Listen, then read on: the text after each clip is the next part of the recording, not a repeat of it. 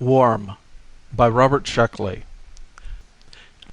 Reading by Bologna Times. Anders lay on his bed, fully dressed except for his shoes and black bow tie, contemplating, with a certain uneasiness, the evening before him. In 20 minutes he would pick up Judy at her apartment, and that was the uneasy part of it. He had realized, only seconds ago, that he was in love with her. Well, he'd tell her. The evening would be memorable. He would propose, there would be kisses, and the seal of acceptance would, figuratively speaking, be stamped across his forehead. Not too pleasant an outlook, he decided. It really would be much more comfortable not to be in love. What had done it? A look, a touch, a thought? It didn't take much, he knew, and stretched his arms for a thorough yawn. "Help me," a voice said.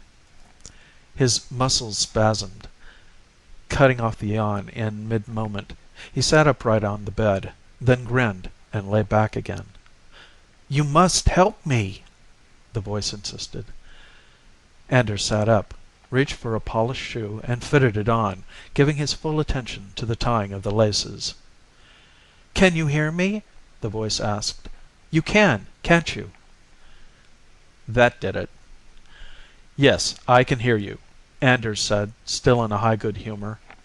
"Don't tell me you're my guilty subconscious, attacking me for a childhood trauma I never bothered to resolve. I suppose you want me to join a monastery." "I don't know what you're talking about," the voice said. "I'm no one's subconscious. I'm me. Will you help me?" Anders believed in voices as much as anyone. That is, he didn't believe in them at all, until he heard them. Swiftly he catalogued the possibilities. Schizophrenia was the best answer, of course, and one in which his colleagues would concur. But Anders had a lamentable confidence in his own sanity. In which case... "Who are you?" he asked. "I don't know," the voice answered. Anders realized that the voice was speaking within his own mind. Very suspicious. "You don't know who you are," Anders stated. "Very well. Where are you?" "I don't know that either."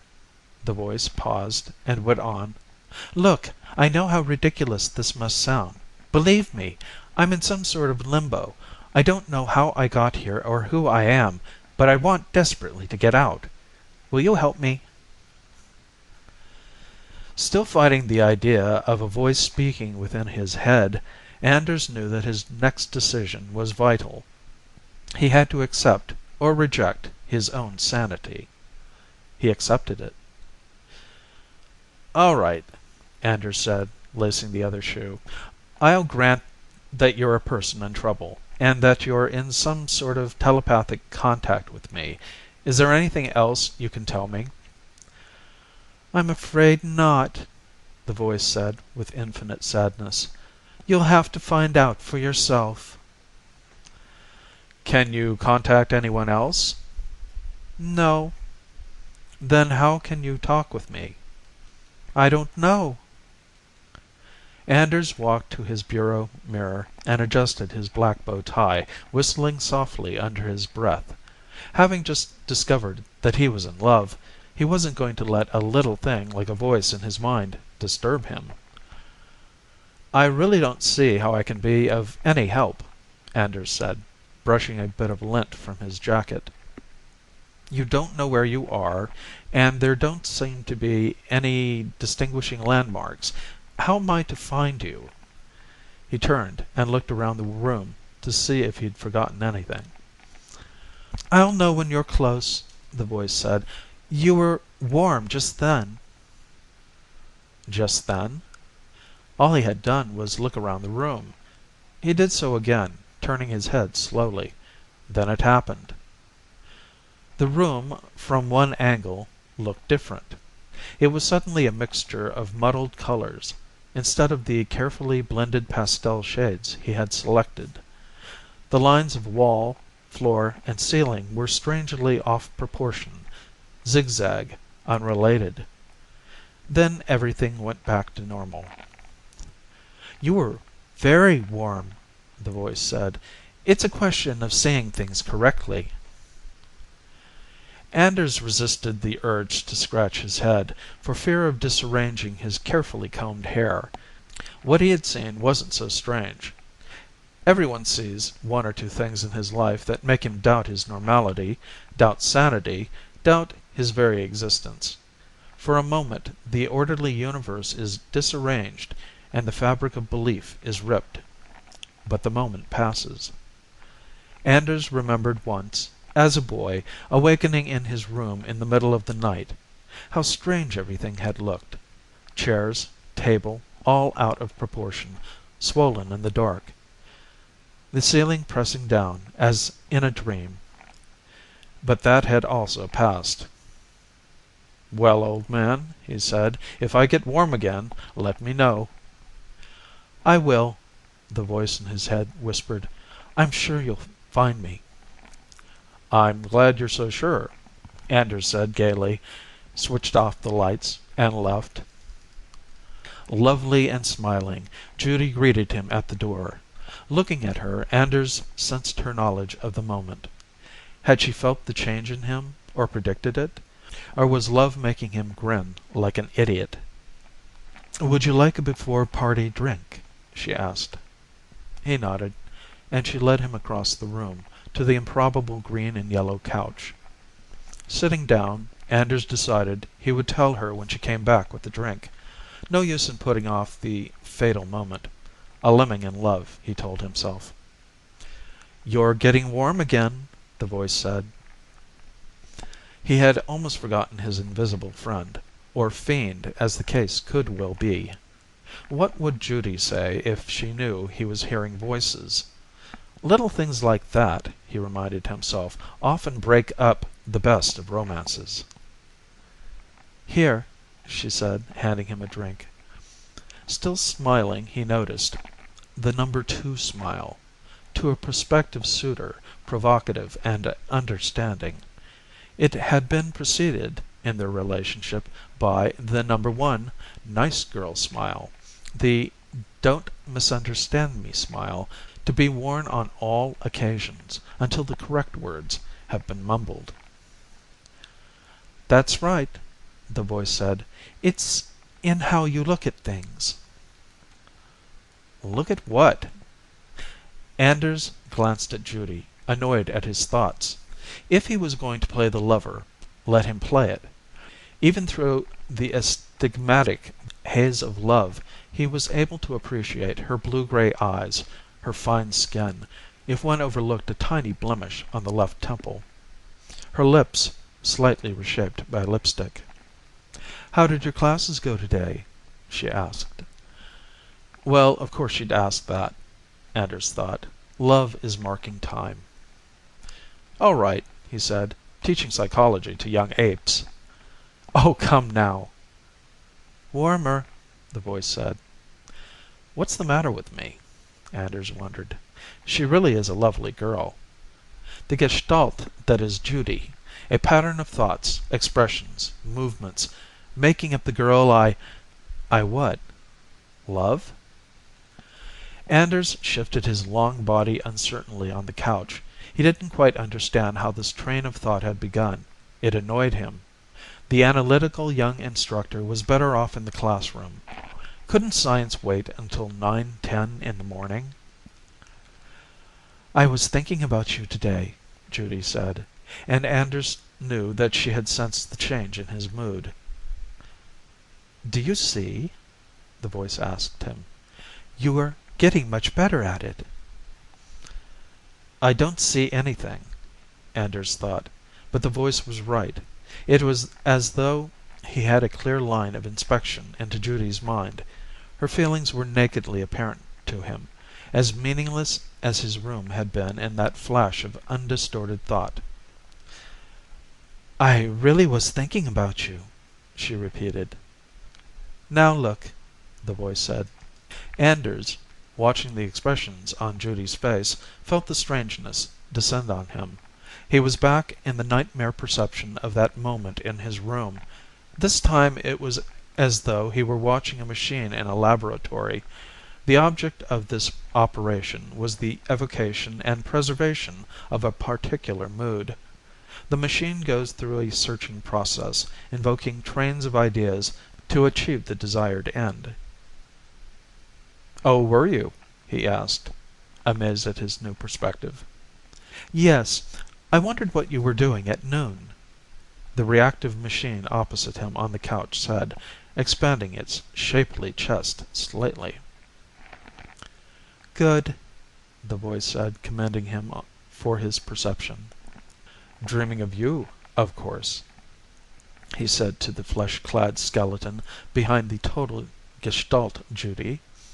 The flesh machine rearranged its limbs, widened its mouth to denote pleasure. The mechanism searched through a complex of fears, hopes, worries, through half-remembrances of analogous situations, analogous solutions. And this was what he loved. Anders saw too clearly and hated himself for seeing. Through his new nightmare perception, the absurdity of the entire room struck him. "Were you really?" the articulating skeleton asked him. "You're coming closer," the voice whispered. To what? The personality? There was no such thing. There was no true cohesion, no depth, nothing except a web of surface reactions, stretched across automatic visceral movements. He was coming closer to the truth. "Sure," he said sourly. The machine stirred, searching for a response. Anders felt a quick tremor of fear at the sheer alien quality of his viewpoint. His sense of formalism had been slowed off, his agreed-upon reactions bypassed. What would be revealed next? He was seeing clearly, he realized, as perhaps no man had ever seen before. It was an oddly exhilarating thought. But could he still return to normality? "Can I get you a drink?" the reaction machine asked. At that moment, Anders was as thoroughly out of love as a man could be. Viewing one's intended as a depersonalized, sexless piece of machinery is not especially conducive to love, but it is quite stimulating, intellectually. Anders didn't want normality. A curtain was being raised, and he wanted to see behind it. What was it some Russian scientist, Ouspensky, wasn't it, had said? "Think in other categories." That was what he was doing, and would continue to do. "Goodbye," he said suddenly. The machine watched him, open-mouthed, as he walked out the door. Delayed circuit reactions kept it silent until it heard the elevator door close. "You were very warm in there," the voice within his head whispered, once he was on the street. "But you still don't understand everything." "Tell me, then," Anders said, marveling a little at his equanimity. In an hour he had bridged the gap to a completely different viewpoint, yet it seemed perfectly natural. "I can't," the voice said. "You must find it yourself." "Well, let's see now," Anders began. He looked around at the masses of masonry, the convention of streets cutting through the architectural piles. "Human life," he said, "is a series of conventions. When you look at a girl, you're supposed to see a pattern, not the underlying formlessness." "That's true," the voice agreed, but with a shade of doubt. "Basically, there is no form.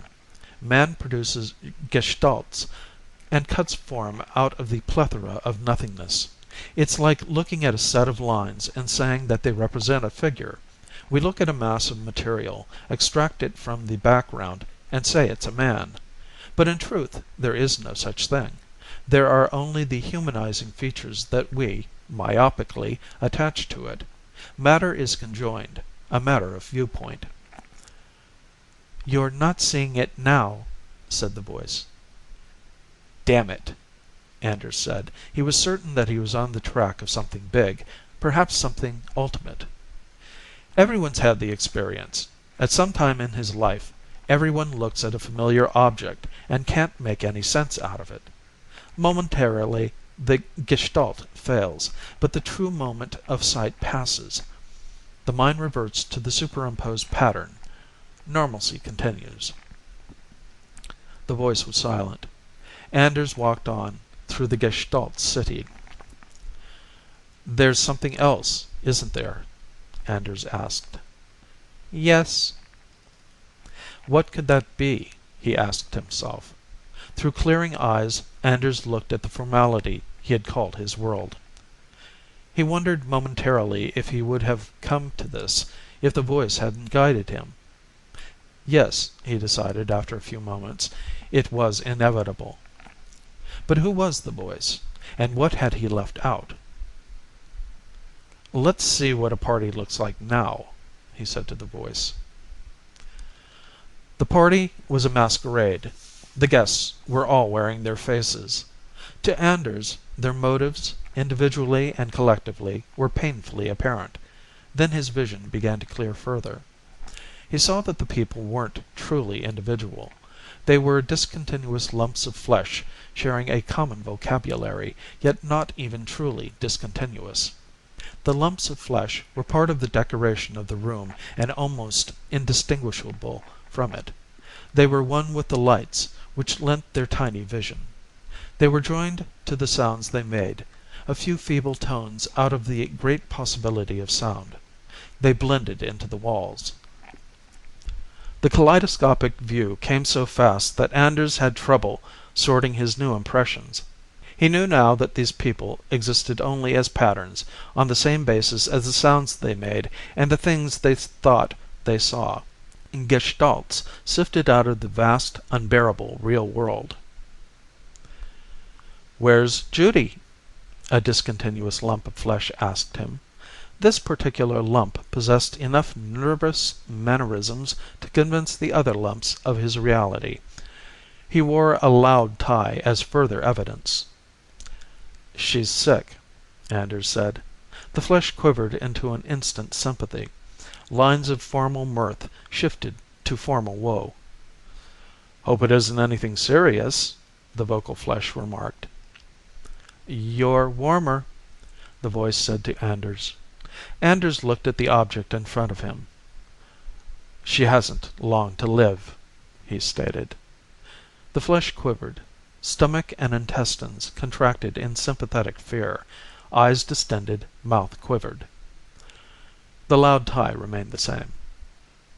My God, you don't mean it! What are you? Anders asked quietly. What do you mean? The indignant flesh attached to the tie demanded.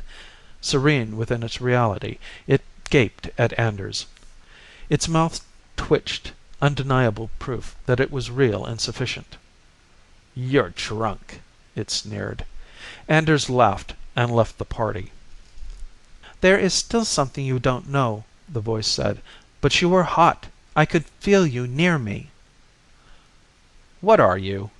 Anders asked again. I don't know, the voice admitted. I am a person. I am I. I am trapped. So are we all, Anders said. He walked on asphalt, surrounded by heaps of concrete, silicates, aluminum, and iron alloys.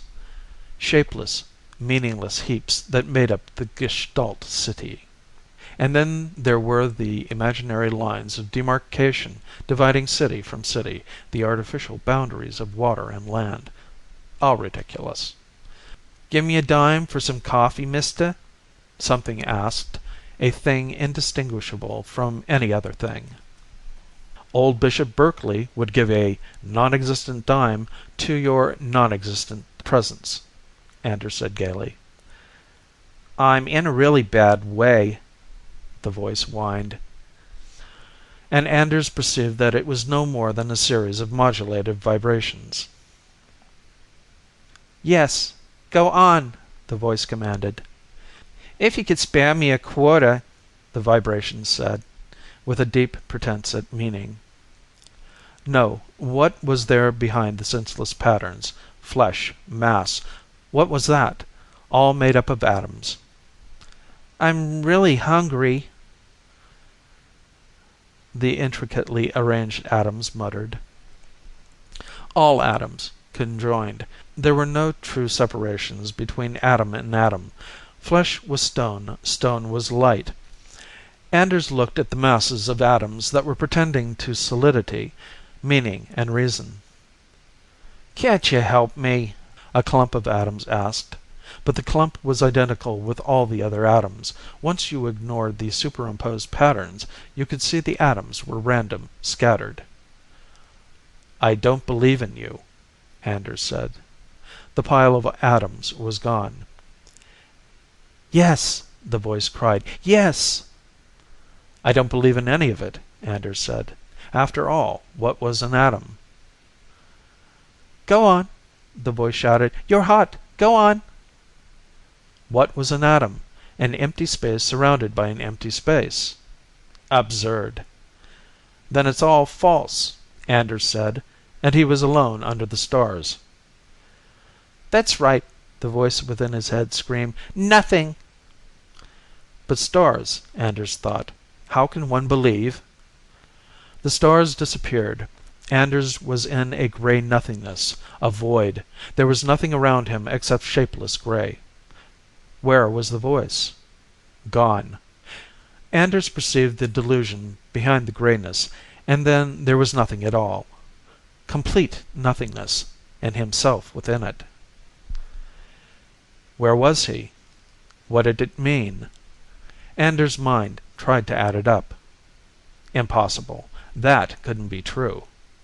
Again the score was tabulated, but Anders' mind couldn't accept the total. In desperation, the overloaded mind erased the figures, eradicated the knowledge, erased itself. Where am I? In nothingness, alone, trapped. Who am I? A voice.